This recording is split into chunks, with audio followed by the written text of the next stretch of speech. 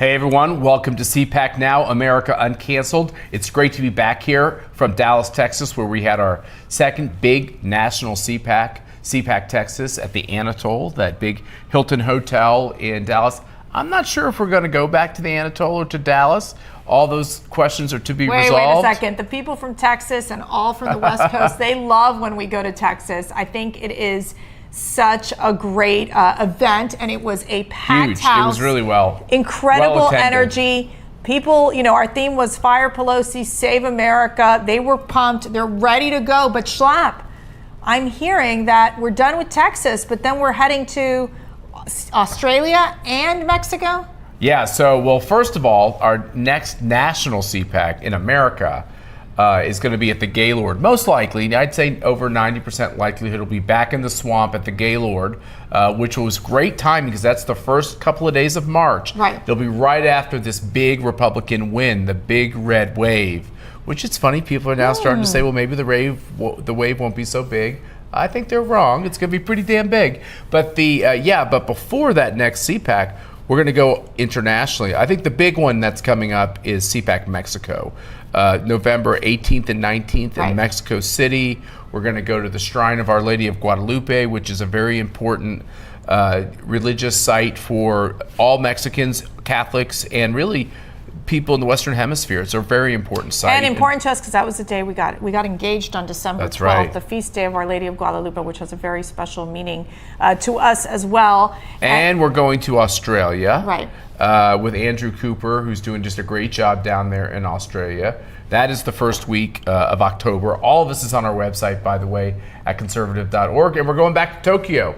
In Japan, there's still some questions about travel restrictions with the virus and everything in Japan, so we'll keep you posted on how free-flowing that will be, but it'll certainly be online as it has been the last couple of years. And we have a jam-packed schedule because obviously we'll be both on the campaign trail helping many of these candidates out. That's a priority for us, is making sure we win big in November. I do want to play this clip because I was on Fox News with John Roberts, who's just delightful, and Juan Williams, and they Wait, I don't think she said Juan Williams is delightful. He's delightful too. He's great. All right. So we just don't agree on things. But in that clip, it was interesting because they came out with poll numbers, and they're basically saying, wait a second, it's not going to be a red wave, it's going to be a red ripple. So take a listen to what I had to say. Democrats are forecast to get about 187 seats. The Republicans at this point, minimum looks like 220. So they could pick up anywhere between 2 and I think 30 seats, but it's certainly not looking like the bloodbath that we were expecting, Mercedes, a few weeks ago. This is a net reduction of 6 seats for the GOP. Why the reduction? Well, I think that, first of all, I'm going to be a little more bullish. I think that we got to wait till after Labor Day weekend to really see where these campaigns fall. And I do think we could see, we've talked about between 25 to about 40 seats where the Republicans can win. A win is a win. The Republicans need to win the House of Representatives, and I think they're in a very strong position to do so. So I don't necessarily see it as there's been a reduction towards supporting the Republican Party. I think on the House side, it seems pretty definite that we are going to have a strong win.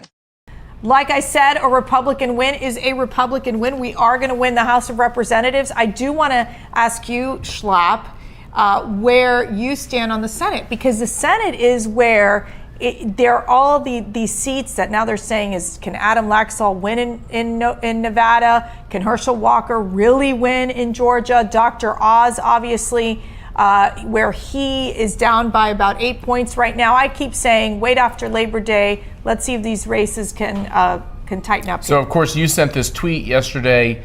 We cannot take our foot off the pedal if we want to hashtag Save America. Then we need a massive hashtag Red Wave in November. And that is your John Roberts interview. So you should go pull up that tweet and look at it. And look, I think what people are basically missing is the overall national dynamic. It's very unusual that a midterm election be nationalized, but this one is completely nationalized.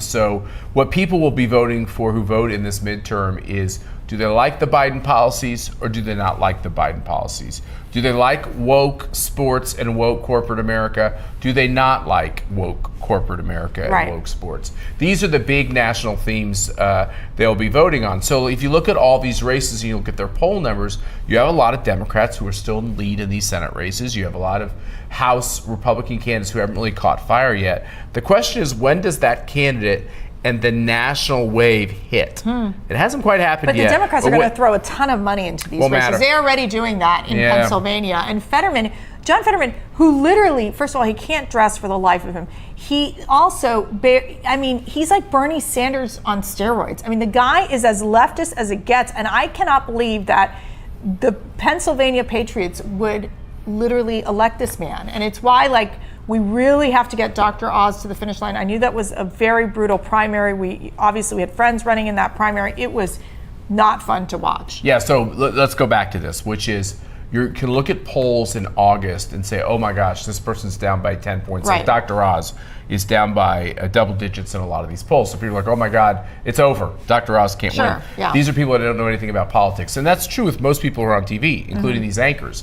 What is going to happen is Dr. Oz, who's a first-time candidate, is going to convince more and more Republicans and conservatives, where he's a little bit weak right now, that he's actually going to be a very good voice for them in the Senate. He'll be independent, for instance, of leadership. He's going to do what he wants. He's his own guy with his own fame and his own money. And so as that heals up on the Republican side, his numbers will improve. He's already well-liked by a lot of Democrats and independents.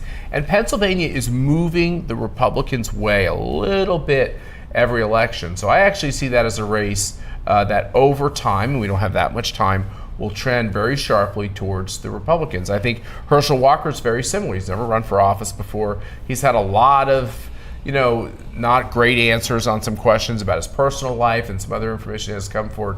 But eventually, all the personal stuff will be out there. And then it's a question of, do you want a communist? And that's what Raphael Warnock is. He's a communist who invited Fidel Castro to his church. Do you want a communist who believes in abortion through 9 months and loves the socialism of Joe Biden? Or do you want somebody that's going to be a little more in the center and a little more common sense? And the people of Georgia, I believe, at the end of the day, will stand with Herschel Walker. You have this race in Arizona. It's a similar kind of thing.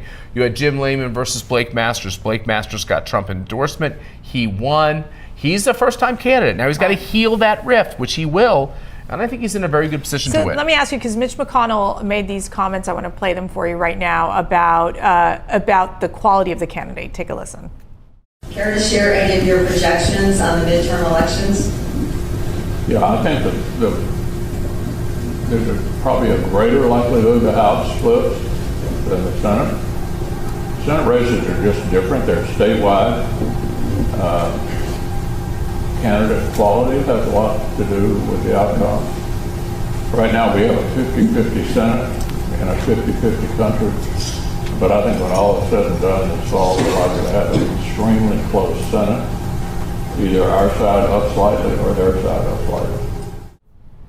I listened to what Mitch McConnell said, and I actually think it's not much different from what I would say, which is people are viewing that as a dig on these Trump-endorsed candidates who won primaries. But I do think it's a fair thing. On the House side, you'll have many more people that'll get washed up on the shore because the big red wave just impacted their race. And people don't put a House candidate through the same scrutiny they put a Senate candidate through. So I think these outsiders, they have a tougher challenge in trying to convince voters that they're a really good candidate. I think all these candidates will do that. And then it's going to be a rough race right until the end. I think it doesn't matter whether you win by 1 point or 11 points. What matters is that you win.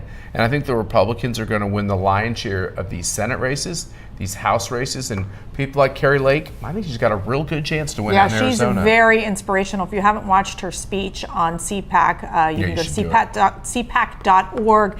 I got to tell you, she's like the female version of Trump, very strong, a fighter, endless energy. And I really, we've been in this political world for a long time. She's one of those few politicians that actually inspires me to keep going in this fight. I do want to say, though, as we're going to be going through and obviously campaigning for many of these candidates, as well as we're going to be interviewing them here at CPAC, now on America Uncanceled. So we'll keep you updated with what's happening in the races as we get into the fall season, and we do this countdown to what are we, 80 days, less than 80 days already? Let me bring up one other thing, sweetheart, which is the other reason why the Republicans will win most of these races is that if you look at the right track, wrong track, and every day you can go to your smartphone and look up Real Clear Politics, look up the polls, and you can see what the right track, wrong track numbers are. These wrong track numbers, these right track numbers are as low as 18%, right. 19%. That means a whole bunch of Democrats are really upset about high gas prices. They're upset about inflation. They're upset about their job prospects, the supply chain disruptions. They're upset about what their kids are learning in school. Mm-hmm. All these questions are baked into this right track, wrong track. That is not just an economics question. The second thing that's been enduringly true throughout the Biden administration is Republicans have been up in the generic ballot. Now, what's the generic ballot? The generic ballot is basically, if you take all the names out of it, the names of the candidates and stuff, and you just said, hey, you walk into a booth, you think you're going to vote for the Republican or the Democrat. Mm-hmm. So it's all the names are out of it. So the electorate is very inspired to vote for Republicans, and Republicans have had a lead in this generic ballot continually throughout the Biden presidency. The Democrats have improved a little bit lately. That'll open back up again for the Republicans' advantage. Third thing is enthusiasm. Our folks are super angry. You're right. They're really upset about what's happening to their country, and they are going to vote. They're going to walk over broken glass to vote. It's hard for the Democrats this cycle to really overtake all that, even in a race where they might have a slightly better candidate from a marketing perspective. Right. They're still going to lose most of those races. Well, interestingly enough, we're seeing that Joe Biden, he's going to be actually doing a rally in Maryland for the Democrat candidates. Most Democrat candidates don't even want to be associated with Joe Biden. Here's the question. He can do the rally, but do the candidates show up? And the candidates who do show up are going to be candidates that are in overwhelmingly Democratic districts. There's not a Democrat in this country. Look, they don't even show up at the airport to greet him when he shows up. They want nothing to do with Biden. And you know who they want less to do with? Kamala Harris. And then there's that other woman, Jill Biden, who, I don't know, they like the fact that she called a lot of them tacos. So, you know, they've got some real issues. You know, she's trying, I mean, what's that great meme, and we can put it up on Jill Biden wearing that dress. Raiding Melania's closet. Melania's closet. She could definitely I know it's not funny if they raided Melania's closet, but Melania, if you're watching and you're listening, Jill Biden could have used some help with definitely some help. Clothes. I do want to shift gears because there's been a lot of what we call, you know, you hear about Blexit and you hear about all these exits. Well, this week it was 3 people gone. 3 people. Well, starting last week. We got Dr. Fauci, Brian Stelter from CNN, and Liz Cheney. Pretty good. So let's break this down because I want to start with your tweet. Actually, I'd like to know who's taller, Liz Cheney, Brian Stelter, or Tony Fauci. I think it's a I probably pretty know who even eats, contest. Who eats more donuts, let me tell you. But you tweeted out, the legacy of Fauci will be grandmas dying alone, children losing years of their education, small businesses going under, all while he got to go on TV every day. Don't forget he was on the cover of Vogue, not to mention funding the Wuhan lab. He may be leaving the government, but a GOP Congress must hold him accountable. I mean, I think Fauci really devastated families and communities here in America.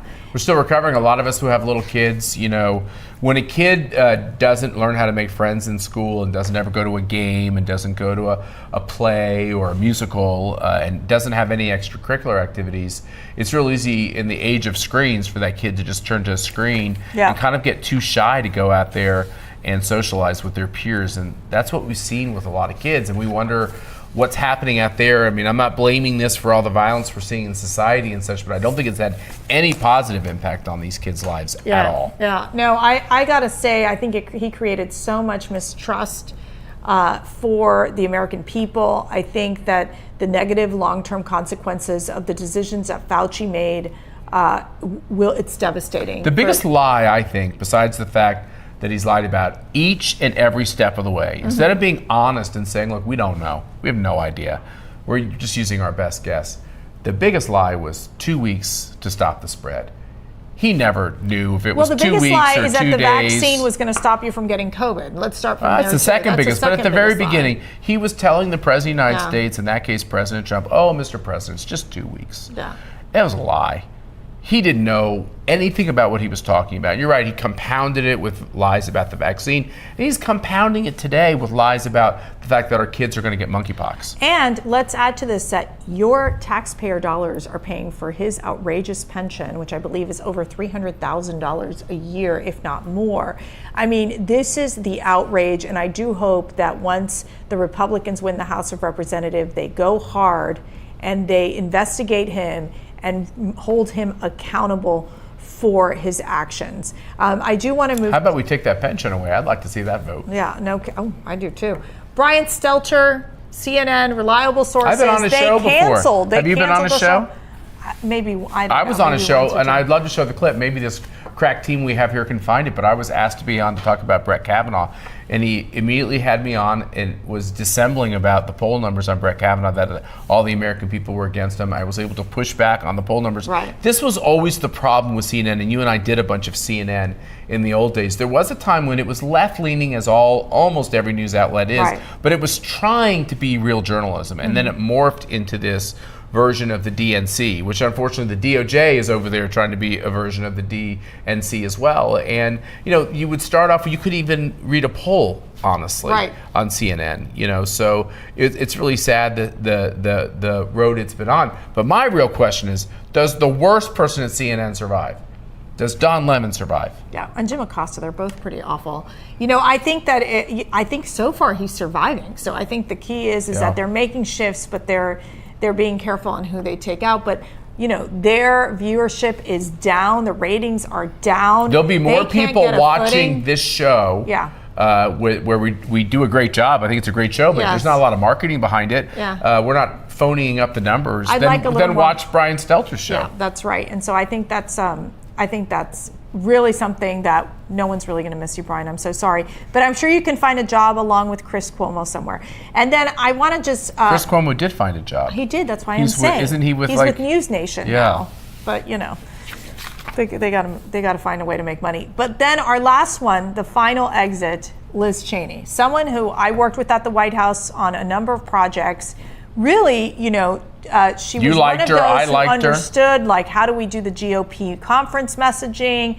Obviously a very bright lady, and all of a sudden just turned on the party, turned on the American people, turned on her own constituents. Yeah. And now, Matt, she is focused. Listen to this. She's starting a PAC. She's taking all this money that she had in her campaign, the $7 million, to stop, get this, MAGA candidates from reaching office. This includes Ted Cruz, Josh Hawley. They are targets because, quote unquote, these election deniers make them unfit for future office. Yeah, so election deniers.